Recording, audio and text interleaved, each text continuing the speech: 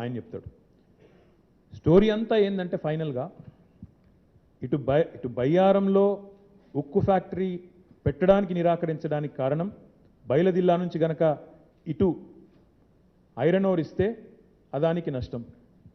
అటు Vizag steel plant అక్కడ మళ్ళా బయ్యారం నుంచి ఐరన్ ఓర్ అటు సప్లై చేయాలి అంటే మళ్ళా ఇక్కడ ముంద్రాలో గుజరాత్లో ముంద్రాలో పోర్టులో అక్కడ ఏదైతే స్టీల్ ప్లాంట్ పెట్టాలని సంకల్పించినారో పాస్కో అదానికి కలిసి పెట్టాలని సంకల్పించారో దానికి నష్టం. వెరసి జరిగింది ఏంటంటే ఒక్క దెబ్బకు రెండు పిట్టలు అన్నట్టు, ఒకటే దెబ్బకు రెండు పిట్టలు. ఒక్క బయలుదిల్లాను అదానికి కట్టబెట్టడంతో ఈరోజు జరిగింది ఏంటంటే రెండు తెలుగు రాష్ట్రాలు సావు దెబ్బతిన్నాయి. ఒకటి ఇక్కడ బయ్యారంలో పెడదామంటే ఇప్పుడు అదాని గారి చేతిలోకి మన జుట్టియాలి. అదాని చెప్పినట్టు వినాలి, అదాని చెప్పినట్టు ఆడాలి, మోడీ చెప్పినట్టు ఆడాలి. అట్లయితేనే బయ్యారంలో పెట్టేస్తుంది. అందుకే ఆయన పెట్ట అంటున్నాడు బరాబర్.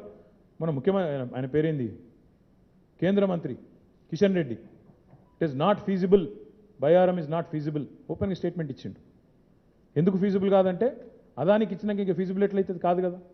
అక్కడ మంచి నాణ్యమైన ఐరన్ ఓర్ ఉన్నా అదాని గారికి అప్పచెప్పినాం కాబట్టి it is not feasible for steel authority of India limited, ఇంకెవరితో కూడా కాదు అని స్పష్టంగా ఇక్కడ కేంద్ర మంత్రి చెప్తాడు. వైజాగ్ స్టీల్ ప్లాంట్ ఇవాళ అమ్మకానికి పెట్టినారు. అదెందుకు అమ్మకానికి పెట్టాల్సి వచ్చిందంటే గనులు ఇయ్యక, కేటాయింపులు చేయక, ఇయ్యాల్సిన ఐరన్ ఓర్ ఇయ్యక, దాన్ని ఎండబెట్టి కుక్కను చంపే ముందు పిచ్చి కుక్క అని ముద్రేసినట్టు దాన్ని నష్టాల్లోకి నెట్టి, బలవంతంగా నష్టాల్లోకి నెట్టి ఇవాళ ఈ బయలుదిల్లా నుంచి వాళ్ళు కనుక డైరెక్ట్గా ఇచ్చినట్టయితే నడుస్తుంది అది కూడా. కానీ ఇయ్యకుండా ఇది అదానికి కట్టబెట్టి ఇటు బయ్యారం ఎండబెట్టి అటు వైజాగ్ పొట్టగొట్టి మొత్తానికి దాన్ని కూడా అడ్డికి పావుషేరు అమ్మాలనేది వీళ్ళ కుట్ర. ఇంకొక మాట కూడా ఇక్కడ నేను చెప్తా ఉన్నా. బయ్యారం నుంచి బయలుదిల్లా 150-160 కిలోమీటర్లు, బయలుదిల్లా నుంచి వైజాగ్ 600 కిలోమీటర్లు, కానీ బయలుదిల్లా నుంచి ముంద్రా 1800 కిలోమీటర్లు. మరి 120-150 కిలోమీటర్ల దూరంలో ఫీజిబుల్ కాదు పెట్టుతందుకు, 600 కిలోమీటర్లు పెట్టుతందుకు ఫీజిబుల్ కాదు. కానీ 1800 కిలోమీటర్లు ఇక్కడికి వెళ్ళి తవ్వి తీసుకుపోయి అక్కడ పెట్టేందుకు మాత్రం ఫీజిబుల్ అవుతుంది. ఎట్లయితుంది, ఎట్లా సాధ్యపడుతుంది?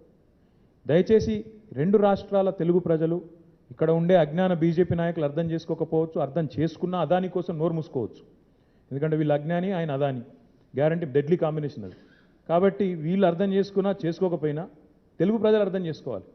వైజాగ్ పొట్టగొడుతున్నది ప్రధాని అదాని, బయ్యారం ఎండబెడుతున్నది కూడా ప్రధాని అదాని.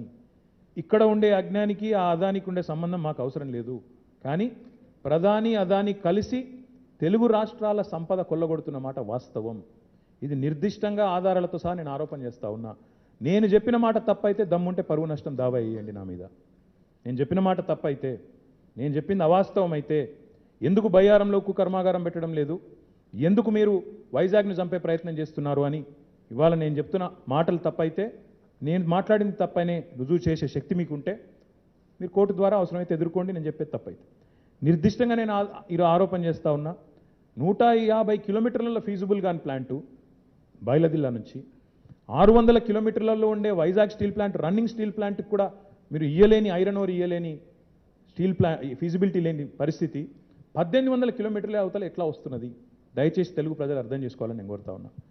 ఈయన కొల్లగొడుతున్నది జాతి సంపద కాదు. ఇవాళ ఈ పెద్దవారు